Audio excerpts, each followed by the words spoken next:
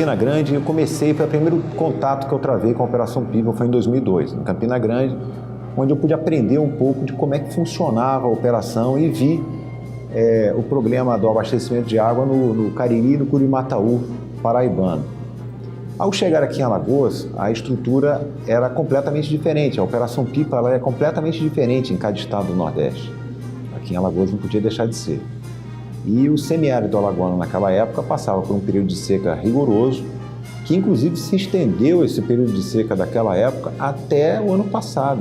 E o que a gente pôde observar realmente é uma necessidade muito grande do nosso sertanejo da água, é um bem precioso.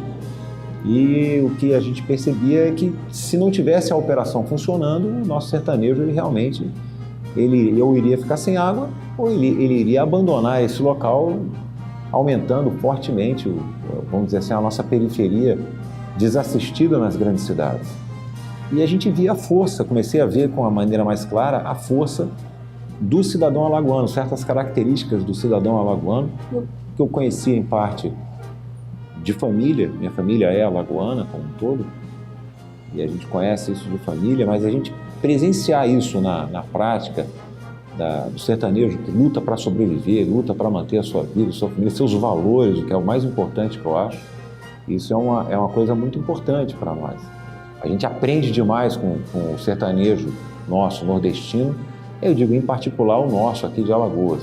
Numa fronteira, a gente não pode esquecer que essa fronteira de Alagoas, ali com a Bahia, Pernambuco e até mesmo Sergipe, aquele espaço é um espaço complexo, é um espaço onde deu vazão ao cangaço, onde próximo dali em Canudos, a gente teve toda a questão de Canudos no final do século XIX. Então, a forja daquele povo é uma forja muito dura, muito dura. É uma forja em valores muito pesados e eles resistem a isso graças a esses valores que eles carregam. Então é impressionante o trabalho junto ao pessoal ali do sertão. E o que a gente pode observar realmente é uma necessidade muito grande do nosso sertanejo da água, é um bem precioso. E o que a gente percebia é que se não tivesse a operação funcionando, o nosso sertanejo ou iria ficar sem água ou ele iria abandonar esse local, aumentando fortemente, vamos dizer assim, a nossa periferia desassistida nas grandes cidades. Tive como primeira experiência de missão real a Operação Gente da Gente, que era a distribuição de alimentos no sertão para os desabrigados, os flagelados.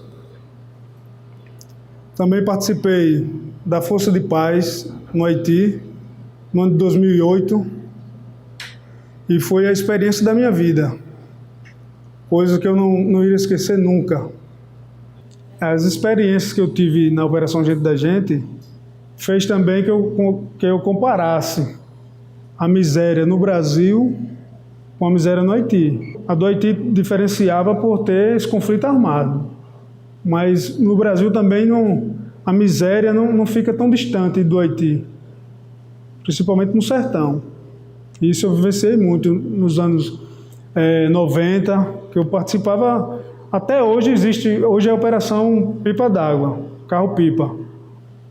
Mas o Brasil não fica tão diferente não, da miséria que nós temos aqui no Brasil, da miséria do Haiti, de outros países aí. Cheguei no Haiti, a situação já estava controlada. Então, a missão do meu contingente foi missão realmente de paz, onde nós fomos para ajudar realmente aquele país que se encontrava numa situação difícil, e fizemos muito assiso, distribuição de alimentos, de remédios, o que eles precisavam. A missão das Nações Unidas, ela tem um caráter. Qual é o caráter? É não tomar partido. Faz-se um acordo de cooperação onde as partes envolvidas no confronto aceitam a ONU entrar lá com um papel bem definido. O problema do Haiti era diferente.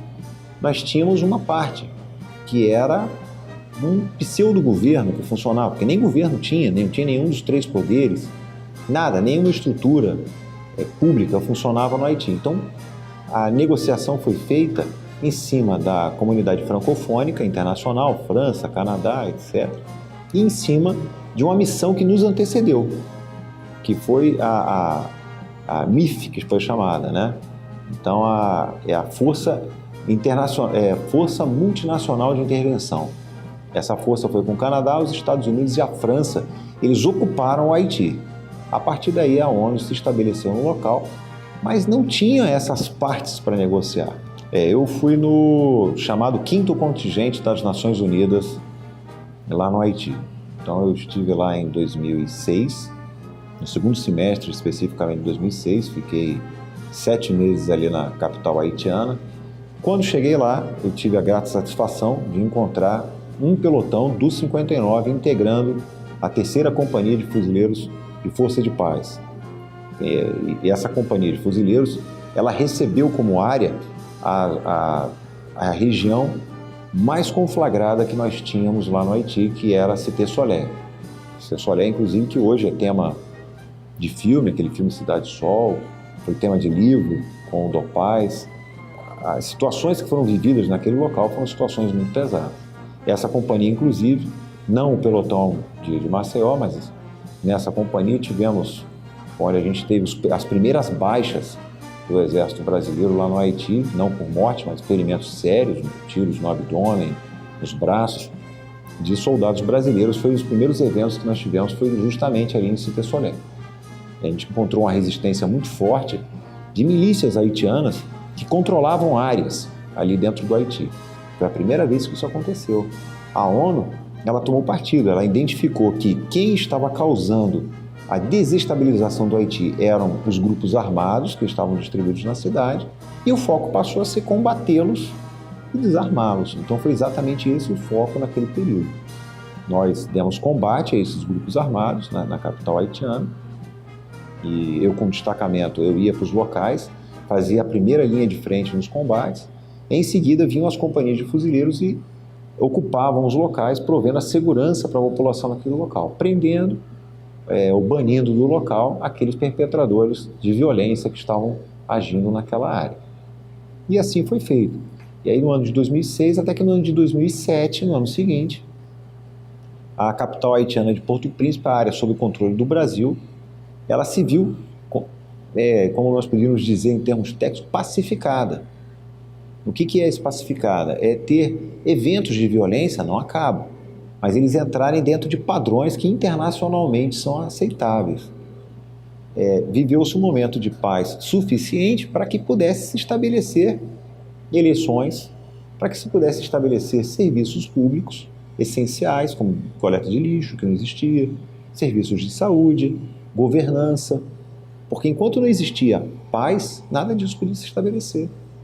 A segurança era o primeiro vetor que tem que entrar, não adianta, senão nenhum outro conceito, todas as outras iniciativas vão por terra. Então esse foi o conceito que foi colocado lá. E o Brasil estabeleceu novos conceitos de emprego, como o conceito de ponto forte, onde a gente colocava uma estrutura dentro das favelas do Haiti permanente. Esse conceito foi importado para o Rio de Janeiro e hoje é usado pelas UPP no Rio de Janeiro.